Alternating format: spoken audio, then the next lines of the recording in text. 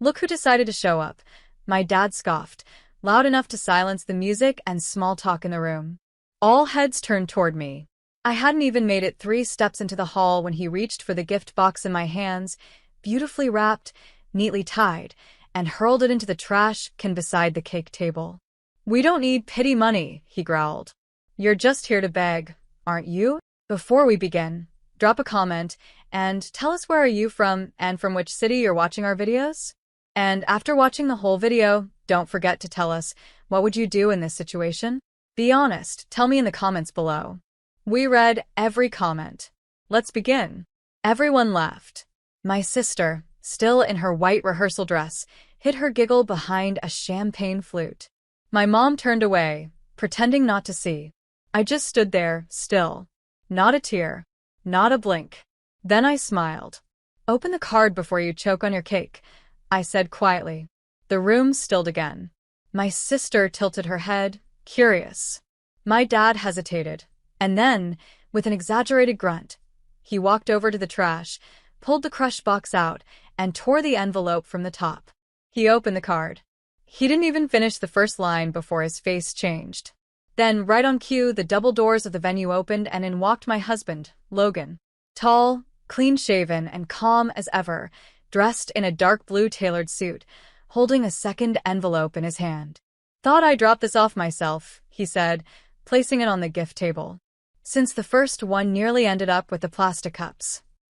My dad's hands were trembling now. The original card was still open. He looked back at me like he was seeing a ghost.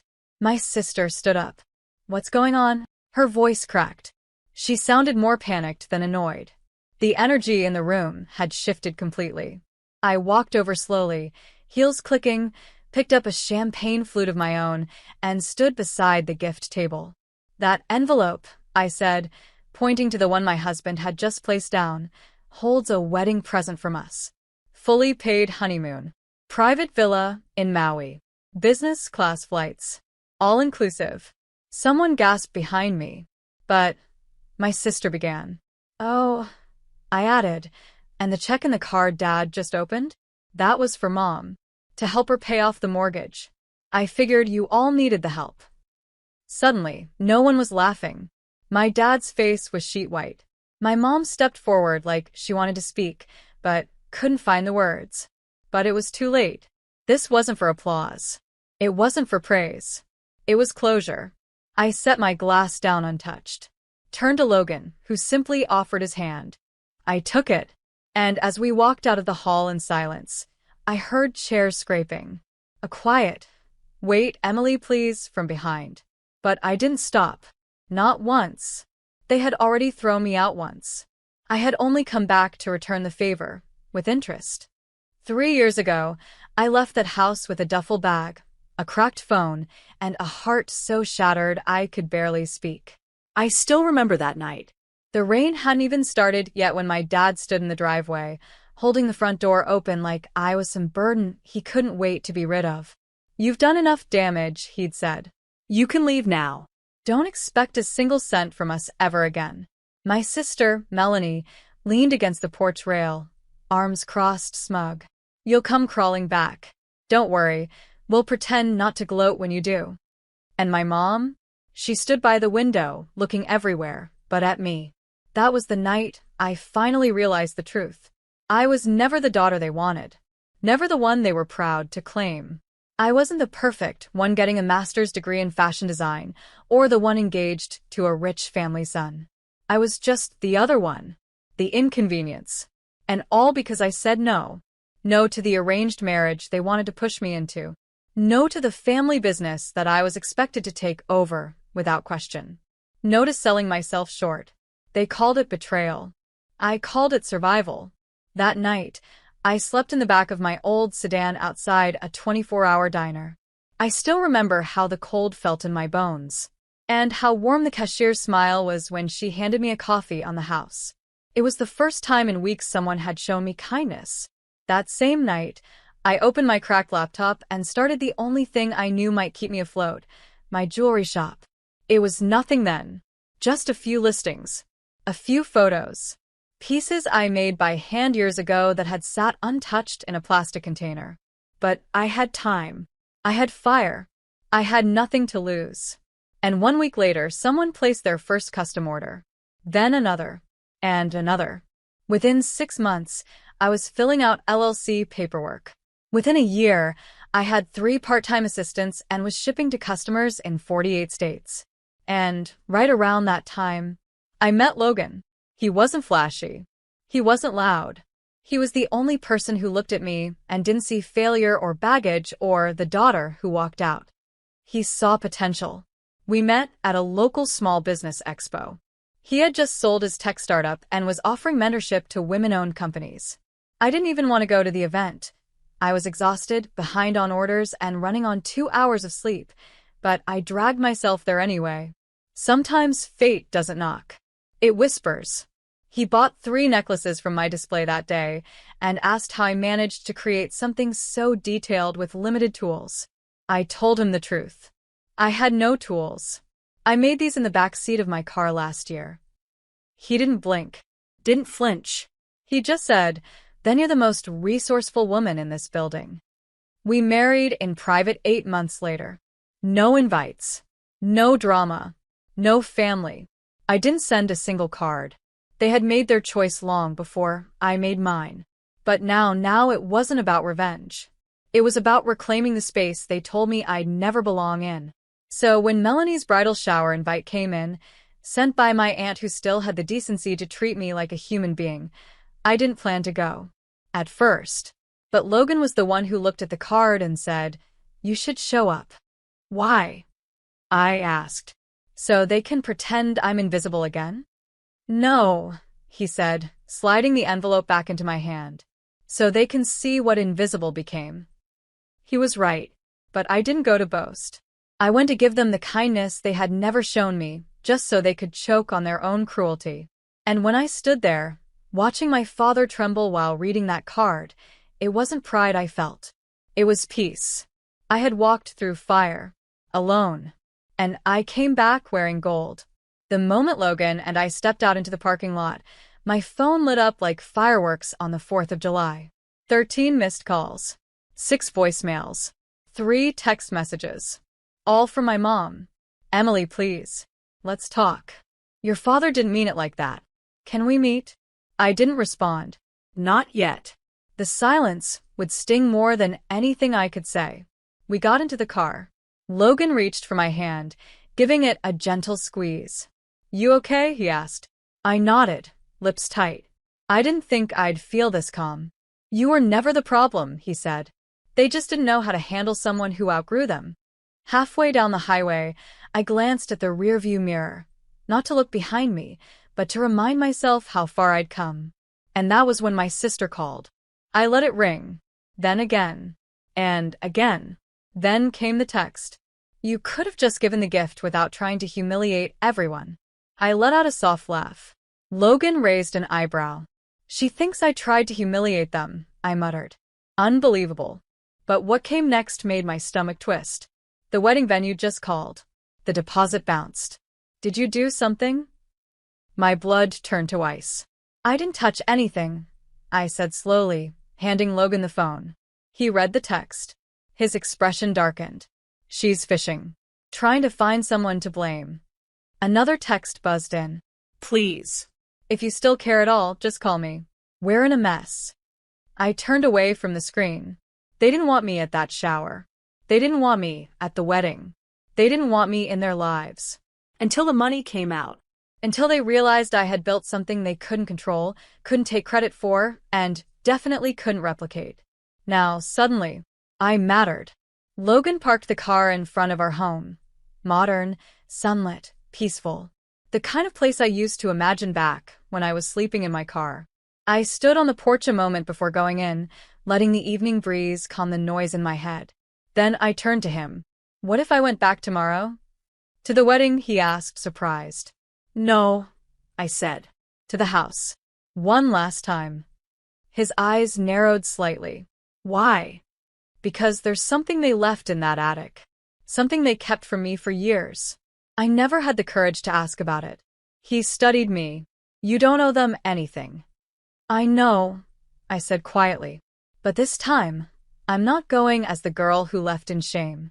I'm going as the woman who came back on her own terms. The next morning, I knocked on the same front door that had once been slammed in my face. My dad opened it. No yelling, no glare, just silence. He looked older, smaller, like someone who had spent the night unraveling every mistake he'd ever made. Emily, he breathed. I didn't expect. I'm not staying long, I said. Just want something from the attic. He blinked. What? Mom's old cedar chest. The one with the lock. You always said it was junk, but I think you knew better. He hesitated. That's not yours. I tilted my head. Then why did Mom write my name on the bottom of it in Sharpie when I was 11? His jaw tightened. Behind him, my mother stepped into view. Her eyes were puffy. I told him, she said softly. I told him we should have given it to you years ago. Too late now, I said. I'm just here to take what's mine. Then I'll be gone. For good. They didn't stop me. When I opened that chest, I found things I hadn't seen in years. Sketchbooks I thought had been thrown out, letters I'd written to myself, a journal from when I was 16. But tucked inside the lining was something else. A sealed envelope with my name. Inside, a check. From my grandmother. 10 years ago. Meant to fund the design school I was never allowed to attend. I froze. They kept this from me. All this time. I walked down the stairs slowly, envelope in hand, and handed it to my father without a word. He opened it, and when he saw the date, he paled. I didn't think you were ready, he muttered. No, I said. You didn't think I was worth investing in. And I walked out. This time I didn't look back. The morning of Melanie's wedding started with silence. No frantic messages. No apology calls. Not even a passive-aggressive text. After yesterday's visit, I figured they'd finally accepted it. That I wasn't coming to save them. But by noon, Logan's phone buzzed. He read the screen, then handed it to me without a word. Do you think she'll show? It was from Melanie. Sent to her wedding planner. Except she accidentally sent it to Logan. She had been venting, not reaching out. That alone told me everything. They still hadn't changed. They were just scared. And when fear fades, entitlement comes back. I gave the phone back, unbothered. But Logan said something I didn't expect. I think you should go. I blinked. To the wedding? Not for them. For you, he said. You walked through fire to get here, Emily. You don't need their recognition. But maybe it's time to let them see who you've become one last time. He was right. So I didn't wear black. Or show up in some power suit to make a statement. I wore soft gold. My hair simple. My heels low. Because I didn't need to scream to be heard anymore. We arrived just as the pre-ceremony photos were wrapping up. The garden was packed with relatives, vendors, and string lights that didn't quite distract from the tension floating in the air. People whispered when they saw me. Some stared. My father was off to the side, looking anywhere but at me. My mother stood near the bar, clutching a glass she hadn't sipped. Melanie? She froze in the middle of her bride entrance walk, fake laughing with her new in-laws. Emily, she said, blinking like she wasn't sure I was real. I nodded. I didn't expect, she began. I raised a hand. I'm not here to cause a scene. Just here to drop something off. I handed her a small envelope. Not sealed. No tricks. Inside was a copy of my grandmother's letter, the one that came with a check they'd hidden for a decade. I had scanned it the night before, just for this. Read it when you're alone, I said, then added calmly. You deserve to know what else they kept from you. Her jaw tightened, but she didn't respond. I turned to walk away. But then the microphone crackled. My dad had stepped up to the small platform meant for toasts. I'd like to say a few words, he said, voice shaky. Guests murmured. Someone tried to stop him, but he raised his hand. I was wrong, he said. Not just as a father, but as a man who thought control was love. I threw away something priceless. Someone. The entire garden quieted. He looked toward me, then at Melanie, then down at the floor. My daughter built a life I didn't think was possible. I thought I was protecting her by pushing her the way I knew best. But I see now. I was afraid. Afraid that she'd do more than I ever did. He paused, swallowed hard. I'm sorry. He stepped down. No applause. No music. Just stunned silence. Melanie's face was unreadable. My mom looked like she'd aged 10 years in 10 seconds. I walked up slowly. I didn't take the mic. I just turned to the crowd and said clearly, we all come from something. But sometimes we have to break away from what built us to build what we deserve. Then I turned back to Melanie. I hope your marriage is built on truth. Not pressure. Not image.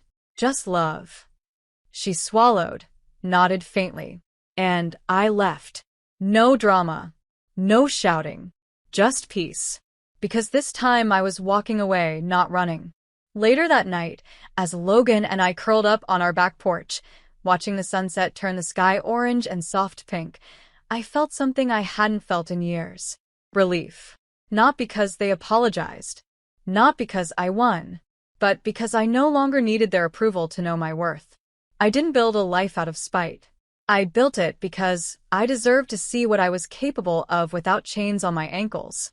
And for every girl who's ever been called a burden at her own sister's celebration, for every daughter told to sit down, shut up, or stay small, let this be proof. You don't have to scream to rise. You just have to keep going. Even when no one claps. Even when no one sees. Because one day they will. And by then you won't need them to.